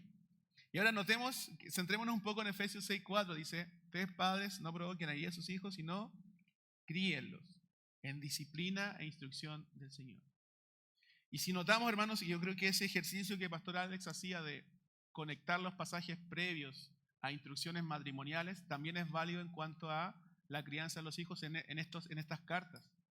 Si ustedes retroceden un poco al capítulo 4, el versículo 24 nos instruye a nosotros como creyentes: vístanse del nuevo hombre, el cual en la semejanza de Dios ha sido creado en la justicia y santidad de la verdad. Ahora, noten el versículo 31. Sean quitados ustedes toda amargura, enojo, gritos, insultos, así como toda malicia. Entonces, hermanos, por una parte está el ejercicio de vestirnos de Cristo, del nuevo hombre, que es creado en justicia y en verdad. Pero por otra parte, el mismo texto nos dice que debemos despojarnos de esas vestiduras. ¿Y en dónde se reflejan esas vestiduras? En nuestro carácter, hermanos. Fíjense, que se han quitado ustedes amargura, enojo, ira, gritos, insultos, así como toda malicia. Entonces, esto tendrá que ver justamente con Efesios 6:4 totalmente, hermanos. Totalmente. Porque podemos estar instruyendo a nuestros hijos amargamente, con gritos, con enojo, hermanos, con frustraciones profundas e incluso con insultos. Incluso de esa manera. Versículo 32. Sean más bien amables unos con los otros, misericordiosos, perdonándose unos a otros. Hermanos, si en nuestro hogar, en el vínculo matrimonial, se debe reflejar algo, es la amabilidad, la misericordia y el perdón, en el vínculo matrimonial. Pero eso, hermanos, también debe estar reflejado en el vínculo con nuestros hijos. A veces, de nuevo, vemos que son tan chiquititos y a veces son tan torpes que los tratamos justamente como objetos, ¿cierto? Que están ahí como si fueran muebles, que no tienen sentimiento, y a veces los ofendemos profundamente, hermanos, con una palabra o con una actitud. Y también, hermanos, debemos ser misericordiosos con ellos. Porque, hermanos, sin duda que nuestros hijos, hermanos, son insistentes de tantas formas en nosotros. Llegamos a la casa, hola papá, ¿cómo estás? Oye, pasó esto, y son una bomba tremenda de información. Y nosotros, ¿cómo llegamos? Sobre todo los que son hombres, cansados, queriendo sentarnos, ¿cierto? No escuchar a nadie. Y yo sé que esto lo hemos repetido en la relación matrimonial, pero esto también pasa en la relación con nuestros hijos. Hermanos, mis hijos les gustan un montón de cosas. A mi hijo mayor le gusta mucho Pokémon, las cartas Pokémon. Y lo estamos instruyendo para que eso baje.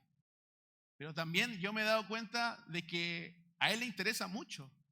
Y a veces yo le digo, ya en este momento no quiero escucharte porque estoy haciendo esto. Pero yo sé que a él le interesa.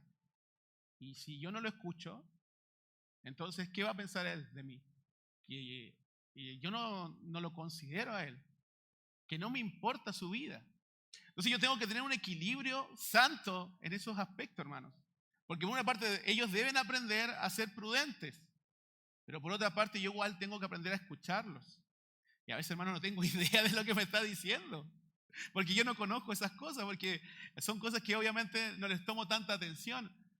Pero si son importantes para ellos, yo debo aprender a escucharlos. Yo sé que estoy diciendo un ejemplo muy básico de un niño hombre más encima, pero hay un montón de cosas que también suceden con nuestros niños, con nuestros adolescentes.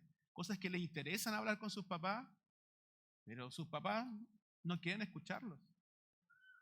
Entonces, hazte esa pregunta. ¿Te diferencias en ese aspecto con los papás incrédulos? Porque, hermanos, hoy está de moda, ¿cierto?, la crianza respetuosa. Y ese es uno de los aspectos que más se destaca, el poder escuchar al hijo. Y no es que eso sea malo, hermanos, sino que hay que canalizarlo a través de la palabra. Pero es un aspecto importante que nosotros debemos desarrollar. Y dice también perdonándose unos a otros. ¿Te has equivocado alguna vez con tu hijo? Corrigiéndolo con una mala actitud, ¿le has pedido perdón? Tienes que hacerlo. Porque solamente con tu ejemplo vas a mostrar qué realmente es el perdón. Y también con tu ejemplo vas a estar demostrando qué es lo que hizo Cristo por ti, que te perdonó de tus pecados. Entonces, hermanos, cuando leamos estos pasajes, como Efesios 6, como Efesios 5, debemos también ver estos pasajes previos que nos enseñan justamente a cómo hacer este trabajo. Queridos hermanos, es importante entonces que marquemos en ello una vigilancia, ¿cierto?, amorosa sobre ellos, y que nos transformemos en su autoridad relacional. Aquí voy con esto, hermanos, a que realmente ellos confíen en sus papás, a que ellos realmente encuentren en ustedes, hermanos, el primer lugar a donde deben ir. Hermanos, ¿y por qué le llamo a ese concepto autoridad relacional? Porque la autoridad relacional de los adolescentes y los jóvenes, como yo decía en un principio, finalmente son sus pares, o son otros adultos, o incluso sus profesores, hermanos. Y eso no puede ser así. Puede ser que tu hijo te vea a ti como su autoridad en varios sentidos. Es decir, es mi proveedor, es mi papá, es mi mamá, los quiero mucho. Pero a quien recurro en las cosas importantes no son a ellos. No son a ellos. Por lo tanto, estos pasajes justamente apuntan a eso, a que nosotros, hermanos, encaminemos el corazón de nuestros hijos y ellos también confíen profundamente en nosotros y fomentar, hermanos, una relación profunda de comunicación. Ahora, hermanos, voy a mencionar algunos obstáculos para esta tarea. Uno de esos obstáculos, hermanos, es sin duda la negligencia. La negligencia. Hebreos capítulo 2, versículo 1, dice lo siguiente.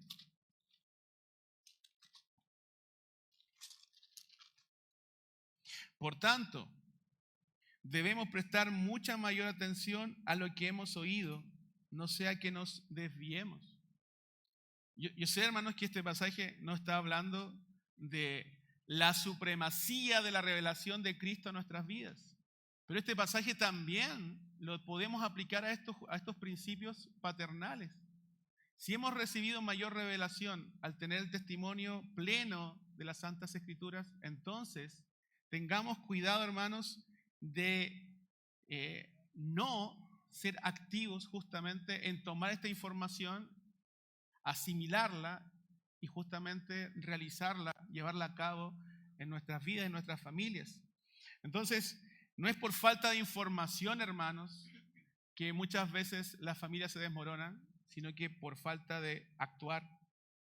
Y por otra parte, hermanos, una y otra vez el libro de Deuteronomio nos recuerda que esto debe ser algo natural en la relación paternal. Si ustedes se acuerdan de Deuteronomio 6, que se leyó el domingo pasado, por ejemplo, ¿en dónde debíamos repetir las palabras del Señor hacia nuestros hijos? ¿En qué lugares?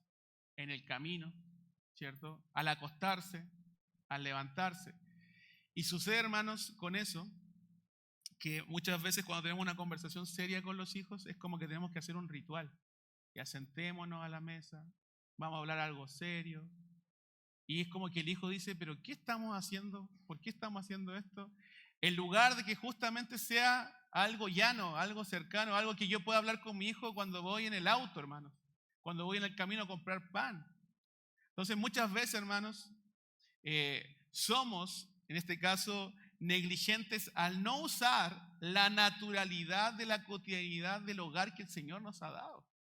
Es sumamente importante rescatar ese principio, que eso debe darse naturalmente en la relación con nuestros hijos. No esperar, hermanos, momentos e instancias importantes, sino que sea algo cotidiano en la vida de ellos y en nuestra vida. También, hermanos, tener cuidado de procrastinar.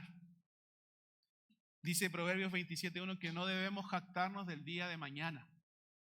Entonces, ¿qué excusas podemos poner? Bueno, cuando tenga tiempo voy a hacer este trabajo. Cuando crezcan. No, hermanos, ese es uno de los peores errores que podemos cometer. Hermanos, ese trabajo es durante toda la vida del hijo que esté en el hogar. O también, hermanos, pensar que nuestros hijos más pequeños necesitan más atención y descuidar a los adolescentes o a los más grandes. Es otro error, hermanos, que como padres podemos cometer, porque nuestros hijos mayores nos necesitan tanto como los más pequeños. Y debemos ahí tener, hermanos, un santo equilibrio en cuanto a los tiempos que disponemos para ellos. Entonces, hermanos, la postergación siempre va a crear un vacío y ese vacío siempre va a ser llenado por otra cosa. Tengamos cuidado entonces de la negligencia, de procrastinar. Hermanos, tercero, la pereza. La pereza. Muchos de los que ya llevan tiempo en IBGS saben que este es uno de los textos que uso muchas veces para exhortar en muchas áreas. Proverbios 24, versículo 30. Vayamos allá, hermanos. Proverbios 24, versículo 30.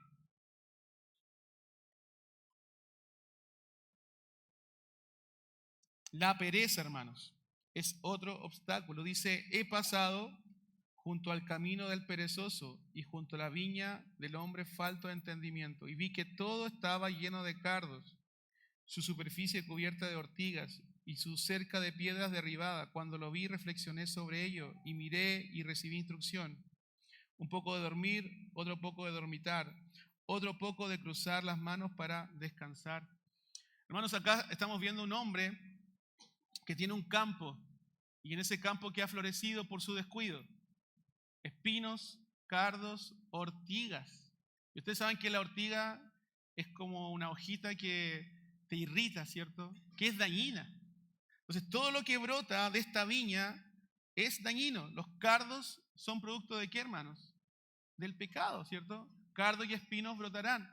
Entonces, aquí voy con esta exhortación, hermanos. Si tú eres negligente, si tú procrastinas, las espinas, los cardos y las ortigas van a florecer sí o sí en el corazón de tu hijo, de tu hija. Eso va a ser así. No es que tú tengas que sembrar esas cosas. Si tú simplemente dejas que tus hijos se desarrollen sin dirección, sin gracia, estas cosas van a brotar naturalmente en su corazón. Y dice el texto, cuando lo vi, reflexioné sobre ello, miré y recibí instrucción. Entonces, si has sido perezoso en este ámbito, es un tiempo para que reflexiones. Pero debes hacer dos cosas entonces. Por una parte, debes cortar las espinas y los cardos, y también las ortigas, debes cortarlas. Pero por otra parte, eso no es suficiente, porque ¿para qué es una viña, hermanos?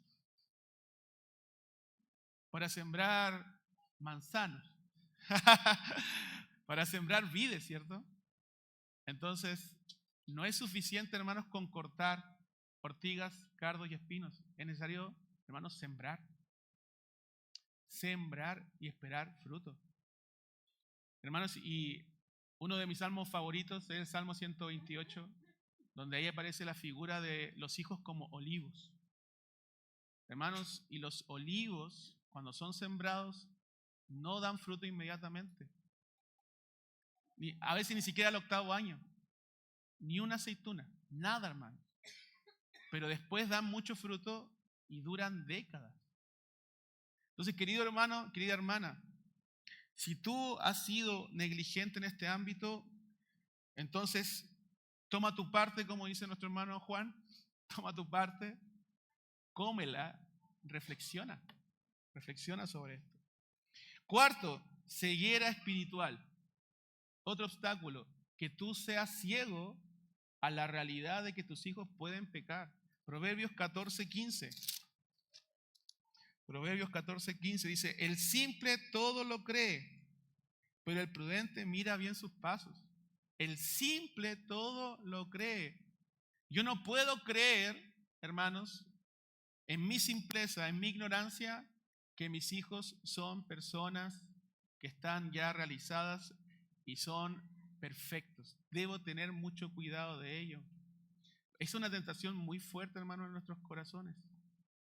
Porque nuestros hijos pueden hacer muchas cosas buenas.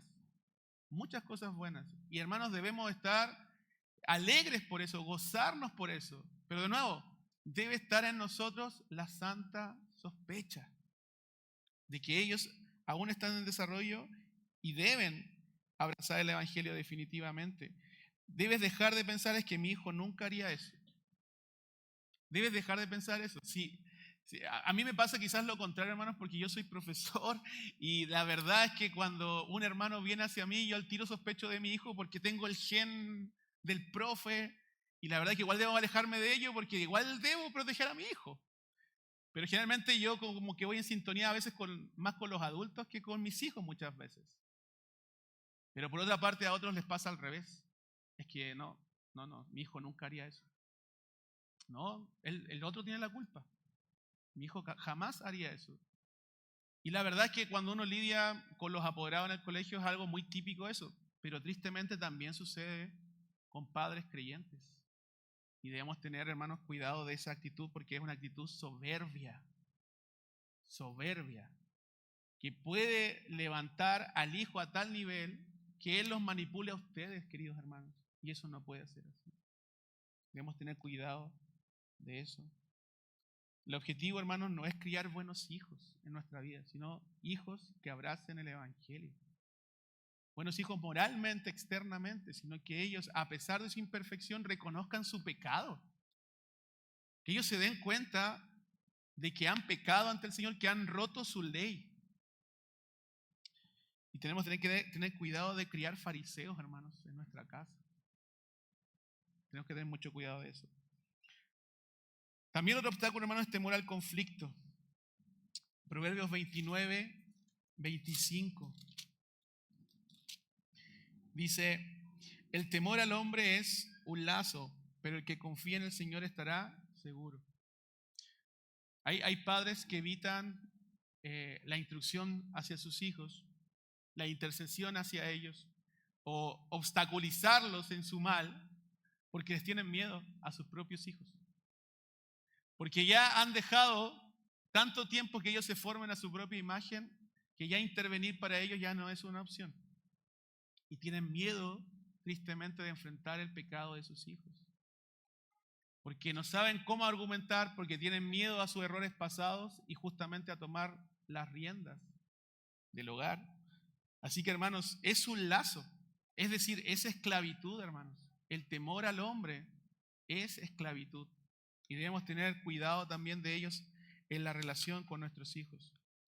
También, hermanos, otro obstáculo es la distracción con lo temporal. Algo similar a lo que mencionaba nuestro pastor Alex en la exhortación. Es decir, que estemos tan afanados que nos olvidemos justamente de lo que dice Mateo 6:33. Buscad primeramente el reino de Dios y su justicia y todo lo demás será añadido. Entonces, cuando leemos ese pasaje, generalmente lo asumimos hacia nosotros, hacia nuestra devoción, a orar, buscar al Señor. Pero este pasaje de Mateo 6:33 ¿se aplicará también en la crianza? Por supuesto que sí, hermanos. Muchas veces estamos más preocupados del trabajo, del dinero, del éxito académico, que de justamente criar a nuestros hijos de esta manera. Y por otra parte, hermanos, otro obstáculo es la hipocresía. Nuestra propia hipocresía. Escuchaba un pastor el otro día y había una niña pequeña en el estudio bíblico de los niños y ella decía, a mí me gusta venir a la iglesia. Mucho. Porque acá mis papás se portan bien. Terrible, hermanos, que un hijo diga eso. Porque ellos son sumamente sinceros con respecto a nosotros, hermanos. Si usted habla con mis hijos y les interroga, ellos van a ser profundamente sinceros con respecto a lo que sucede en casa. Pero también debemos tener cuidado, hermanos, de que estemos enmascarando nuestra relación con el Señor, con nuestra familia, en nuestro matrimonio, con hipocresía, con ser falsos. Ser personas acá, hermanos, muy piadosas, pero en casa somos otros. Y nuestros hijos ven eso. Y ellos van a imitar eso. Y esa va a ser la realidad para ellos. Romanos 2:21 nos advierte sobre esto. Romanos capítulo 2, versículo 21.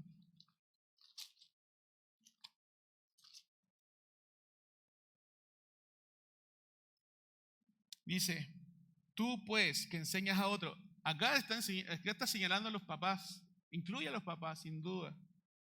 ¿No te enseñas a ti mismo?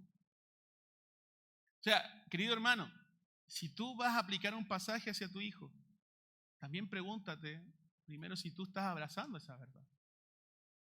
Porque finalmente podemos hablar muchas cosas, pero son nuestros actos los que definen la realidad en el hogar. Nuestros actos, no nuestros hechos. Y el amor verdadero, hermanos, son hechos. Debemos recordar siempre eso. El amor son hechos en nuestra vida. Son decisiones, son acciones, más que palabras. Como dice primera de Juan, no podemos hablar simplemente de palabras, sino de hecho, con acciones. Entonces, queridos hermanos, yo quisiera ya terminar pensando en Job, meditando en Job.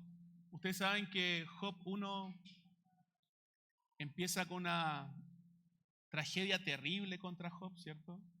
Él pierde todo. Si ustedes se acuerdan, su esposa, ¿qué le dice? Maldice a tu Dios y muere.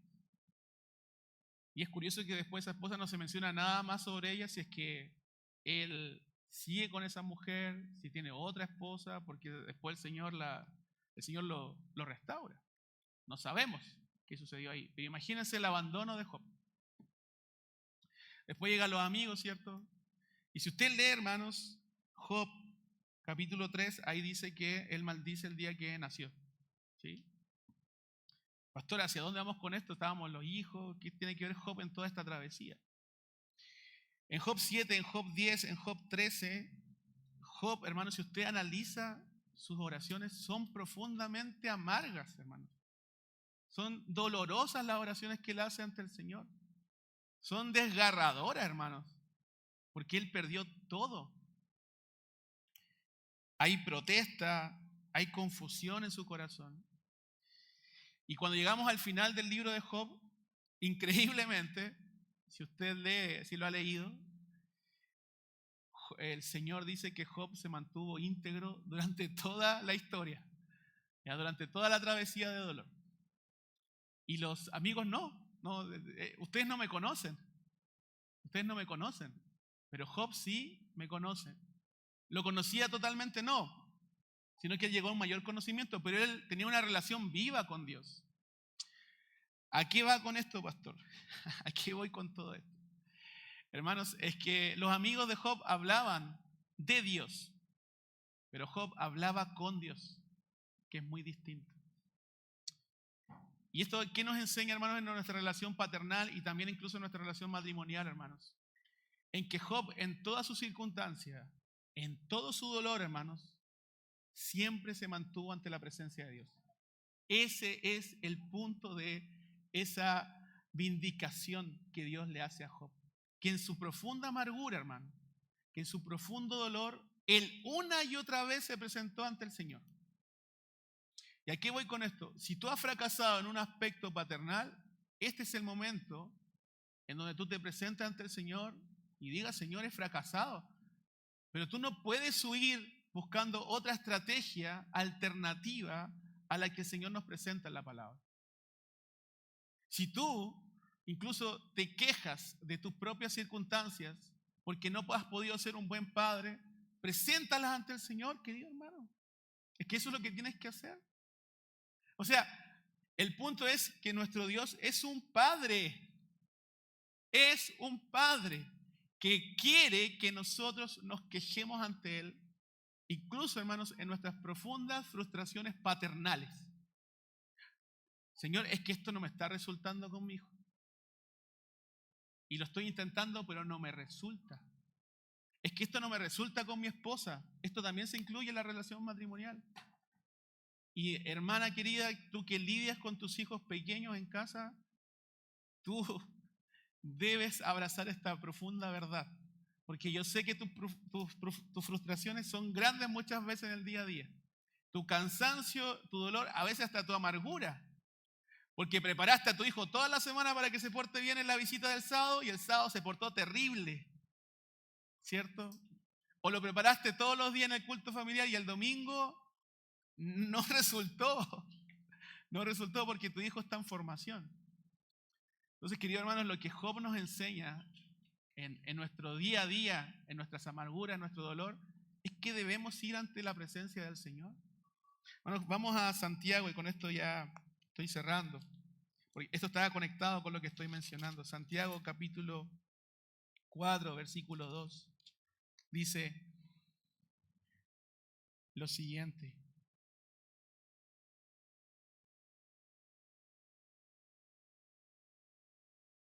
Perdón, versículo 3. Ustedes piden y no reciben, porque piden con malos propósitos. Hermanos, si usted se da cuenta, acá Santiago nos está diciendo que pedimos muchas veces de forma errónea, pero hermanos, también no pedimos como corresponde. Aquí voy con esto, hermanos, en que muchas veces nosotros pensamos que lidiar con nuestros hijos debe ser una tarea nuestra y que muchas veces no son llevadas en oración al Señor, como Job lo estaba haciendo. Y hermanos, nuestras frustraciones en la crianza pueden ser cosas muy sencillas, muy sencillas. Mi hijo no está yendo al baño, no puede ir al baño, lo estábamos enseñando, pero no resulta. Y a veces, hermanos, no llevamos esa oración al Señor y debemos hacerlo. Mi hijo pequeño, por ejemplo, no quiere dejar el pecho. No podemos. Y no llevamos eso a oración al Señor. Mi hijo no quiere participar del culto familiar y no llevamos esa oración al Señor. Mi hijo está rebelde y no llevamos esa oración al Señor. ¿Por qué? Porque muchas veces como padres pensamos que nosotros controlamos esa cena, que nosotros estamos a cargo de eso y que Dios no tiene ninguna injerencia como en lo cotidiano, hermanos. Y yo sé que el ejemplo viene muy de cerca, pero hubo un tiempo, hermanos, en que nuestro hijo Facundo, hermanos, no quería tomar la mamadera. Y estuvimos meses dándole la mamadera en la madrugada con una cuchara. Era terrible, hermanos. Y ahí, como padres, aprendimos, esto tenemos que llevarlo al Señor en oración porque esto es frustrante.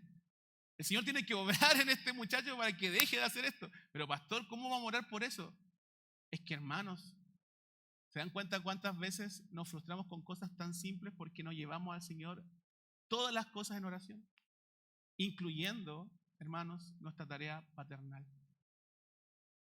Es que no me resulta, pastor. ¿Estás orando por eso, hermano? ¿Realmente? ¿Estás intercediendo como Job lo hacía?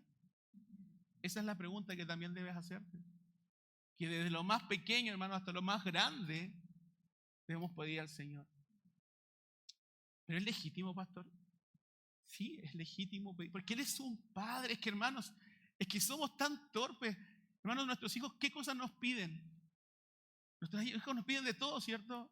Papá, ¿dónde está el salame para tomar 11? Necesito mi salame. El pan. Hermanos, y nosotros cotidianamente Decimos, sí, lo necesita, ok, lo compro. Pero muchas veces no pensamos así con nuestro Padre Celestial. Porque somos torpes, hermano. Somos torpes en ese sentido. Y Él quiere escuchar el clamor de sus hijos en todos los ámbitos de nuestra vida. Hermanos, Job fue un buen intercesor. Pero, hermanos, nosotros tenemos a un perfecto intercesor por nosotros. Y con esto ya termino. Hebreos capítulo 7, versículo 25. Dice: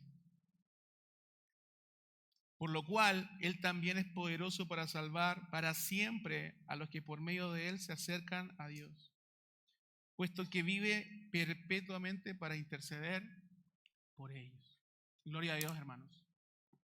Porque cuando oramos a Dios, cuando clamamos a Él, como Job lo hacía por sus hijos, ahora nosotros tenemos un perfecto intercesor que está a la diestra del Padre como nuestro representante. Así que, padres queridos, sea la etapa que tú estés viviendo, quizás tú estás orando por tu hijo incrédulo, que ya salió de casa. Quizás estás lidiando con un hijo pequeño, muy porfiado. Entonces necesitas de esta instrucción. Padre que tienes adolescentes, necesitas meditar en estas cosas. Lo requieres. Y aquellos padres que ya están en una etapa ya más de grande, sus hijos son adultos, están caminando en la fe, sus hijos incluso, sigan orando por ellos, sigan pidiendo por ellos. Y aquellos que no son padres, sin duda, rogamos al Señor también para que lo sean, pero también ustedes pueden ser instruidos de alguna manera en todo lo que hemos conversado en este día. Amén. Oremos al Señor. Padre bueno, gracias por tu palabra. Y te pedimos, Señor, que podamos ser sensibles, Señor, a la instrucción de tu palabra. Señor, como padres somos muy torpes y es verdad que experimentar la paternidad es muy distinto a simplemente estudiarla, simplemente escucharla. Y somos torpes porque aún siendo adultos somos creyentes que estamos siendo formados a la imagen de tu Hijo Jesucristo y requerimos, Señor, de tu ayuda en esto. Necesitamos de tu gracia. Señor amado, tenemos pequeños en nuestros hogares y somos responsables ante ti de ellos. Líbranos, Señor, de la ignorancia, de la negligencia. Líbranos, Señor, del temor. Líbranos, Señor, de pensar que el tiempo está a nuestro favor. Líbranos, Señor, de pensar que no hay urgencias que atender, pero al mismo tiempo, Padre Celestial, ayúdanos a descansar en ti. Ayúdanos a descansar en tu gracia. Ayúdanos, Señor, a ir a ti en oración en cada una de estas cosas, Padre Celestial. Las podemos hacer, pero podemos tener el corazón equivocado, Padre Celestial. Ayúdanos, Señor. Ayúdanos a no exasperar a nuestros hijos, a no desalentarlos, sino que justamente instruirlos en amonestación y con gracia. Te lo rogamos, Señor. Acá hay muchas necesidades representadas en este grupo de personas y te pedimos que tú proveas para cada una de estas familias. Te lo pedimos en el nombre de Jesús. Amén.